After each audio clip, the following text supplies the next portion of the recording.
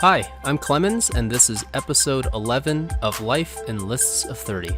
I love writing lists of 30, and today I wanted to share 30 names for this era.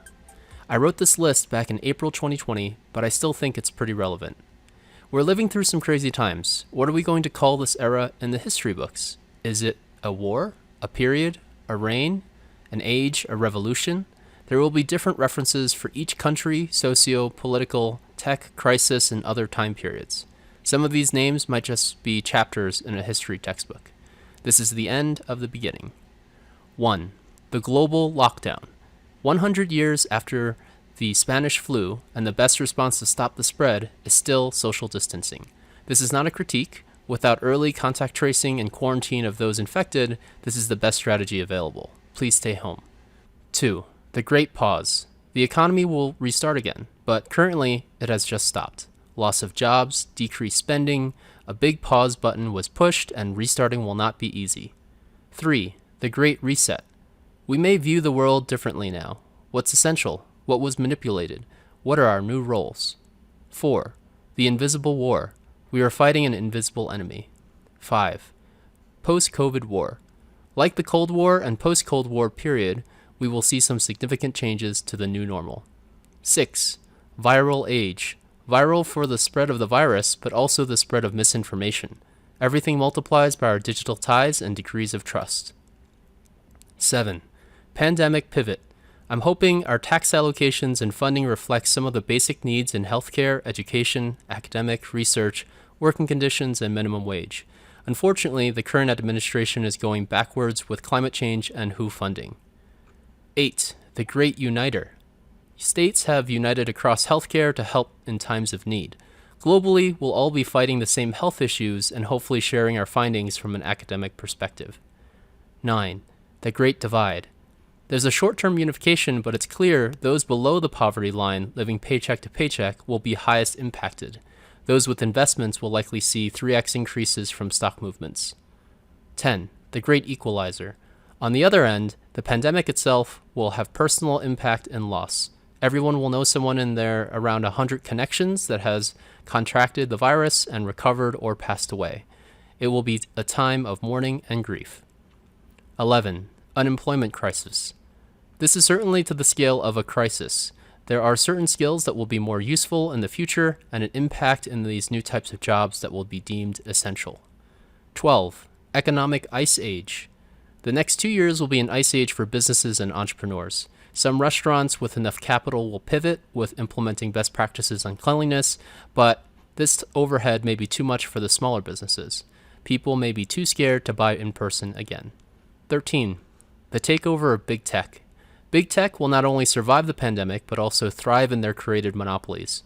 Small businesses will not have enough capital to maintain high-paid and high-quality employees. People will also lean towards quote-unquote stable jobs when things are uncertain. Companies that employ the range of skilled and unskilled labor like Amazon will grow much stronger. 14. The remote working experiment. Those who are fortunate enough to keep their jobs and can work from home will likely create a friendly work-from-home balance. There will be less demand for offices in some countries and higher demand for international remote teams. 15. Economic paralysis. We're frozen and unable to make a move. Our momentum for helping the economy continue to turn has come to a complete stop. 16. Unlinked circular economy. Standard circular earning and spending has been broken. There's an imbalanced reliance on technology and stress on specific supply chains to obtain core necessities. 17. A flat tire economy. Our circular economic wheel has a flat tire, and our spare tire is pretty crap. Maybe the tow truck is the central bank printing money to help larger institutions stay afloat and trickle down to the consumers. Whichever analogy you choose, it's a long drive before we're getting new wheels. 18. Regaining momentum. Objects at rest want to stay at rest. We need to provide some fairly extreme pushes in the beginning to get people back on the wheel and the economy rolling again. 19. Immobilization span. This might last a few months or a few years. In either case, the span of time emphasizes the decrease of travel, thereby decreasing our use of airplanes, cars, and public transportation. 20. Creation of Generation C.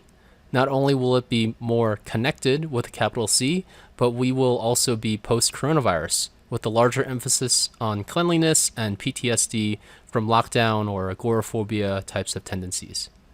21. Live streaming generation. Without expensive sets and theaters, the creation of content will be driven by the manufacturing of media to a much leaner team. YouTubers and remote professors and teachers will teach traditional media a lot about scaling down production. More than before, people will care about their digital branding and create their own value through alternative means. 22. The digitization age. Cash and assets are mostly digitized already, but this will only expand in access and custodianship and ownership.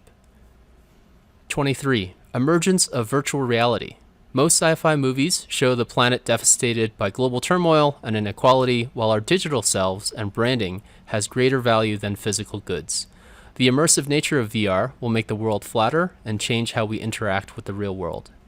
24. Deepfake era. Not only will there be more deepfakes and certain mistrust of video, AI will also help with deepfake detection.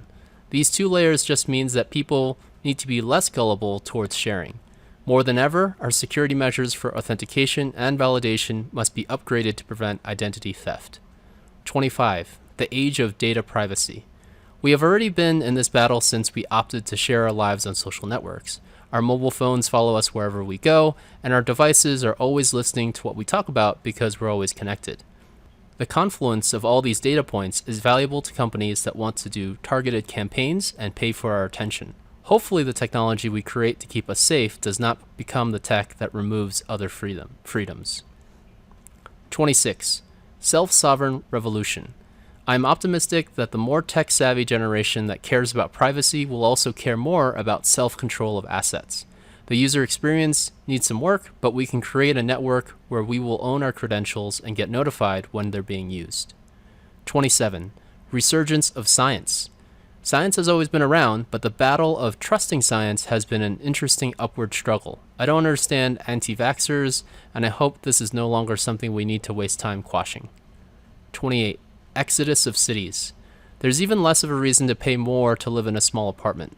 I think people will buy houses in more open areas and care more about nature. Now that remote working experiments can show some level of productivity, some may opt for a lower paying remote job than a higher income in-person effort. 29. Calm before the storm of climate change. If we think this is the only curve we need to flatten, we are highly mistaken. Climate change will have multiple orders of impacts on natural disasters that will hit much harder than this pandemic. And 30. Decentralized money / programmable money rebirth. Quantitative easing blows my mind. Central banks have been injecting capital and pulling this lever of printing infinite money without any repercussion. I do think programmable money has a future in leveling the playing field and providing the proper economic controls. For all these names, I think hindsight will be 2020. That was a joke. I made a joke on the podcast. Nice. On the next episode, I'll talk about identity traits. Stay tuned for that on Friday. Music is by Kristen Dye. You can find her on Instagram at Iron and Silver. She has videos of incredible duets and also powerlifting. You can subscribe to the newsletter and see a very transparent set of Google Docs and spreadsheets of this podcasting journey at listsof30.com. Thank you for listening, and I hope everyone stays safe.